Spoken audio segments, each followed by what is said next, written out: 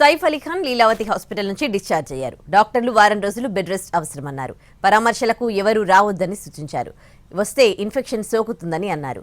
నిందితుని రహస్య ప్రాంతంలో విచారిస్తున్నారు. Scene reconstruction కోసం సైఫ్ ఇంటికి తీసుకెళ్లారు. దుండగుడి దాడిలో తీవ్రంగా గాయపడిన బాలీవుడ్ నటుడు సైఫ్ అలీ ఖాన్ ముంబైలోని లీలావతి ఆసుపత్రి నుంచి డిశ్చార్జ్ అయ్యారు. ఆయన కోలుకునేందుకు కొంత సమయం పడుతుందని వైద్యులు చెబుతున్నారు.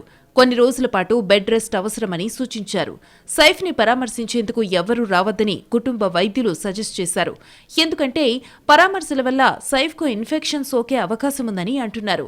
జనవరి 16న తెల్లవారుజామున బాంద్రాలోని శరణ్ హౌసింగ్ సొసైటీలోని సైఫ్ ఫ్లాట్లోకి చోరీ కోసం వచ్చిన దుండగుడు సైఫ్ మీద కత్తితో దాడి చేశాడు. ఈ అటాక్లో సైఫ్ తీవ్రంగా గాయపడ్డారు. వెన్నులో కత్తి దిగి విరిగిందే. మెడపైన గాయాలయ్యాయి. ఆ వెంటనే సైఫ్ను లీలావతి ఆసుపత్రికి తరలించారు. సర్జరీ చేసి కత్తిని తొలగించిన డాక్టర్లు సైఫ్కు ప్రాణాపాయం లేదని చెప్పారు. ఐసీయూ నుంచి జనరల్ వార్డుకు షిఫ్ట్ చేసి ఆ తర్వాత డిశ్చార్జ్ చేశారు. సైఫ్ మీద దాడి చేసిన దుండగుడిని సీసీ కెమెరాల ద్వారా గుర్తించి థానేలో అరెస్ట్ చేశారు. రహస్య ప్రాంతంలో విచారిస్తున్నారు. సీన్ రీకన్స్ట్రక్షన్ కోసం నిందితుడిని సైఫ్ ఇంటికి తీసుకెళ్లారు.